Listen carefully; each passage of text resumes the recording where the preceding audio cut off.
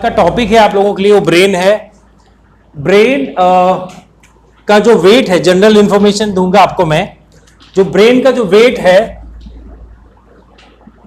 यानी हमारा main thinking response centre brain है, और ब्रेन का जो वेट है वो 1200 से 1400 ग्राम के आसपास होगा। कई बार एग्जाम में ये क्वेश्चन पूछा जा चुका है, ब्रेन का वेट आ चुका है, मतलब कई एग्जाम्स में आ चुका है। इसके बाद अब आता है सबसे मोस्ट इंपॉर्टेंट टॉपिक, जिसको बोलते हैं प्रोटेक्शन। इस पॉइंट पे ब्रेन के बारे में बहुत जबरदस्त इंफॉर्मेशन है कि ब्रेन की प्रोटेक्शन कैसे होती है और उनमें कौन कौन से सेल्स इन्वॉल्व होती हैं। तो जो ये डायग्राम आपके सामने मैंने बनाया, इसमें दो चीजें हैं प्रोटेक्शन के लिए। पहला तो स्कल है, जो एक बोन का बना हुआ प्रोटेक्शन है। वैसे कहा जाए ब्रेन और स्पाइनल कॉर्ड दोनों प्रोटेक्टेड होते हैं। ब्रेन भी प्रोटेक्टेड है, स्पाइनल कॉर्ड जो जा रही है वो भी प्रोटेक्टेड है। उसको वर्टिब्रल कॉलम के अंदर प्रोटेक्ट किया जाता है, और ये आपका स्कल के अंदर प्रोटेक्टेड है। तो आउटर हार्ड प्रोटेक्शन हो गया पहले तो। सेकंड, इसमें अंदर मेम्ब्रेन की लेयर्स पाई जाती हैं, जिन्हें हम मेनिंजेस कहते हैं। और मेनिंजेस में 3 होती हैं। जो सबसे बाहर होती है उसको बोलते हैं ड्यूरा मैटर, आउटर साइड। उसके बाद अरेक्नॉइड मैटर, ये उसके बीच में। और सबसे अंदर साइड में मेम्ब्रेनस पाया मैटर। ये थोड़ी ज्यादा मतलब विस्कस होगी, और ये मतलब चीजों को ट्रांसफर कराने में ज्यादा मतलब चीजों को अंदर लेने में हेल्पफुल होगी। यानी इसमें से चीजें डिफ्यूज होकर अंदर आ सकती हैं।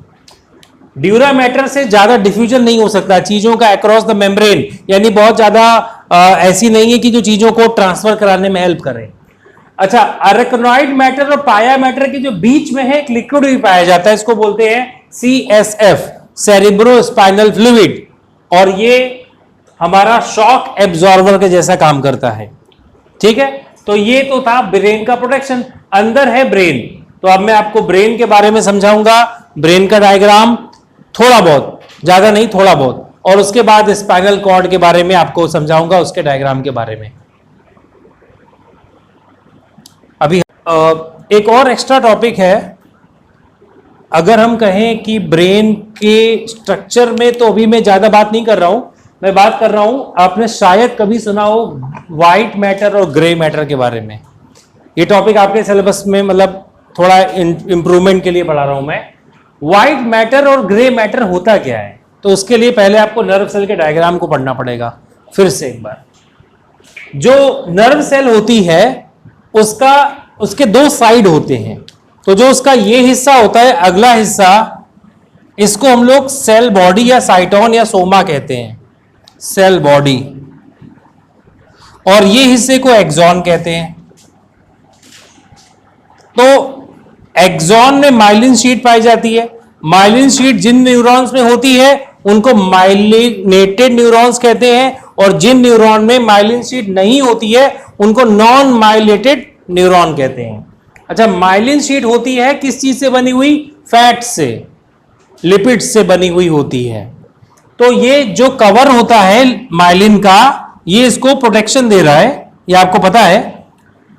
अब ये इसकी इतनी जगह माइलिन होने की वजह से एक्सॉन जो है व्हाइट कलर का दिखने लगता है, बिकॉज ऑफ फैट। मैं फिर से बता रहा हूं, माइलिन फैट से बना हुआ है, और फैट की वजह से इसका कलर व्हाइट दिखता है।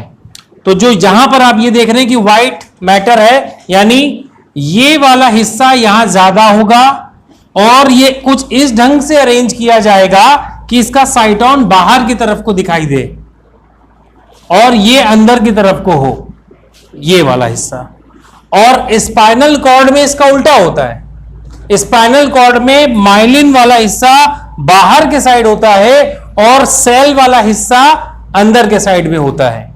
उसका फायदा भी है स्पाइनल कॉर्ड में, जल्दी मैसेज रिसीव करता है इस साइड से। मतलब जो मैसेज होते हैं, इलेक्ट्रिकल चार्ज जो होता है रैपिडली आ जाता है अंदर, और ये इसको ट्रांसफर करा देता है मतलब जल्दी रिसीव कर सकता है इसको यहां से ये, ठीक है ना।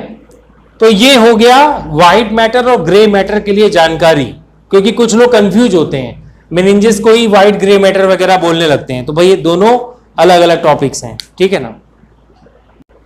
एक बहुत ही इंपॉर्टेंट नाम है नर्व सेल और न्यूरॉन में क्या मतलब, न्यूरॉन है और एक नर्व है, न्यूरॉन और नर्व में क्या कनेक्शन है। ये एक न्यूरॉन है, ये एक न्यूरॉन है, ये भी एक न्यूरॉन है, न्यूरॉन, और ये भी एक न्यूरॉन है। इन दोनों को मिला दिया जाए तो क्या बनेगी, नर्व।